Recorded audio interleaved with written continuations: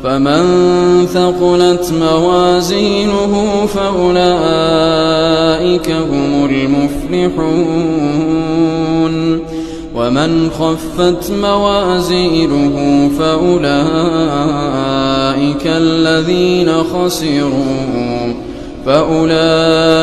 الذين خسروا أنفسهم في جهنم خالدون تلفح وجوههم النار وهم فيها كارحون. Nah, adapun yang kita bahas pada kesempatan malam hari ini adalah keadaan bangsa Arab mengenai kepercayaan dan keyakinan mereka sebelum Islam datang.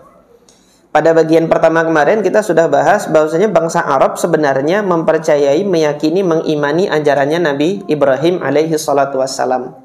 Karena Allah yang mengutus Nabi Ibrahim itu untuk berdakwah di dua tempat. Pertama di Syam, karena istri pertamanya di sana, Sayyidah Sarah.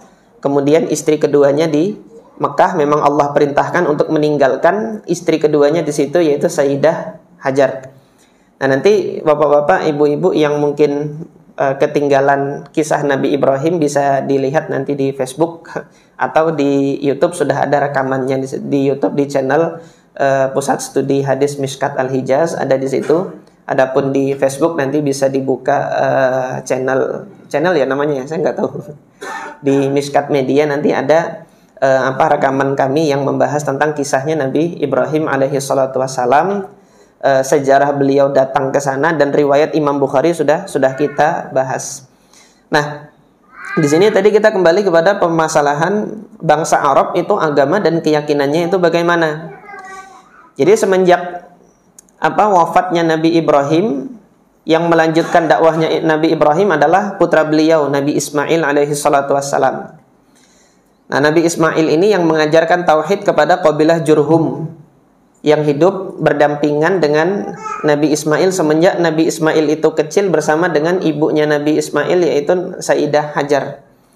Itu terus kemudian Nabi Ismail sampai menikah dengan salah seorang gadis dari kabilah Jurhum. Nabi Ismail yang mengajarkan untuk taat kepada Allah, menyembah Allah semata. Ketika Nabi Ibrahim masih hidup sudah dibangun Ka'bah, diajaknya orang-orang yang ada di sekitar situ untuk melakukan haji, umroh, tawaf, dan mengagungkan Baitullah Al-Haram. Sampai pada masa kurun waktu yang sangat lama, hingga muncul kesyirikan-kesyirikan di tengah-tengah bangsa Arab, karena jaraknya itu sudah terlampau jauh. Tidak ada ulama yang mengingatkan, dan Nabi Ibrahim tidak Allah Subhanahu wa taala berikan kitab sebagai pegangan, pedoman. Hanya Allah memberikan kepada Nabi Ibrahim suhuf, lembaran-lembaran yang berisi wahyu. Nah, hingga bangsa Arab ketika ada yang mengajak untuk berbuat kesyirikan, nurut-nurut aja gitu. Nah, kemarin sudah kita bahas yang mengajak untuk berbuat kesyirikan di sini adalah Amr ibn Luhai, salah seorang dari bangsa Arab yang pada saat itu berkunjung ke Syam, melihat orang-orang Syam itu ada yang menyembah berhala. Dalam hatinya, loh kan di Syam ini banyak turun para nabi, kalau mereka menyembah berhala berarti ini bagus dong, dibelinya berhala di Syam, dibawa ke Mekah, ayo sembah ini. Ya orang-orang Mekah nurut aja pada saat itu. Hingga berkembang terus kesyirikan, tradisi-tradisi khurafat itu semakin diajarkan, karena Amr ibn Luhai ini dianggap sebagai dianggap sebagai ulama, padahal dia berbicara tidak tanpa ilmu. Tidak dengan ilmu dia berbicara. Nah, Syekh di sini, Syekh Shafiyur Rahman Al-Mubarakfuri mengungkapkan beberapa bentuk-bentuk kepercayaan, keyakinan masyarakat Arab jahiliyah yang insya Allah akan kita baca di sini satu persatu. Mudah-mudahan waktunya cukup ya.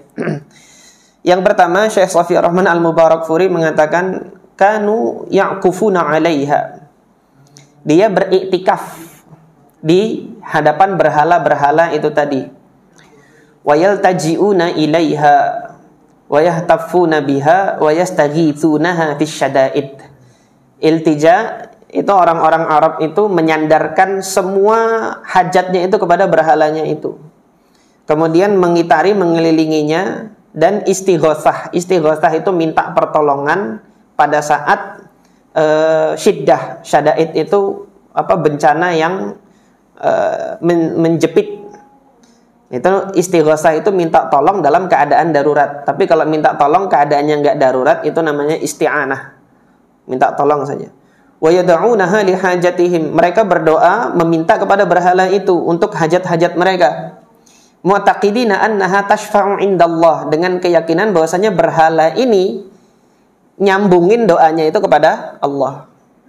Dia punya keyakinan kita kalau doa kepada Allah itu nggak langsung dikabulin, harus melalui perantara berhala ini gitu.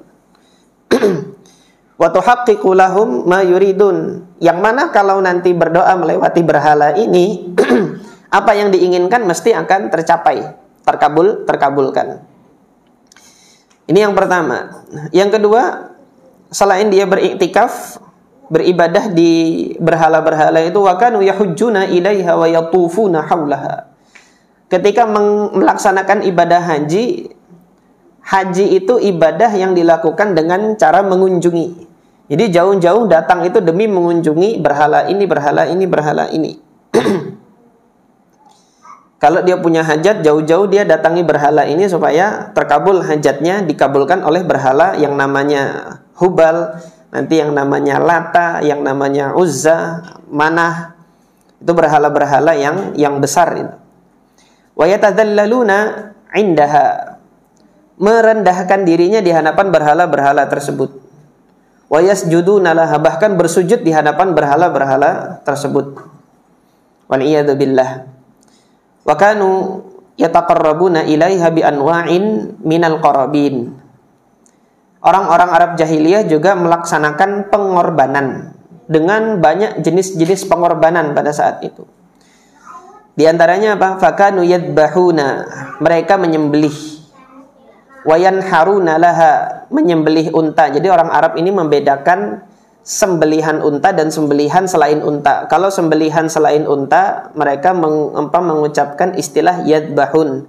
Jadi sembelih dengan merebahkan hewannya itu dzabah. Tapi sembelih dengan tidak merebahkan hewannya dibiarkan berdiri, itu namanya nahar, karena ini dilakukan di unta. Untanya dalam keadaan berdiri. Wa yanharuna laha bi asma'iha, dengan nama-nama berhala. Kalau kita kan nyembelih bismillah. Nah, ini orang-orang Arab jahiliyah ketika menyembelih menyebutkan bismi nama berhala-berhala mereka. Waliyadzubillah. Ini merupakan satu kesyirikan. Jadi kaum muslimin hari ini yang menyembelih mengucapkan nama dan namanya itu selain Allah, maka dia telah melakukan kesyirikan di dalam peribadatan kepada Allah Subhanahu wa taala. Kalau dia sudah melakukan dan kemudian tidak tahu, harus diberitahu, diajari bahwasanya demikian ini syirik dan mengantarkan kepada kesesatan, wal iyadu billah, dan mengantarkan pelakunya kepada neraka. Melakukan penyembelihan dengan nama selain Allah Subhanahu wa taala.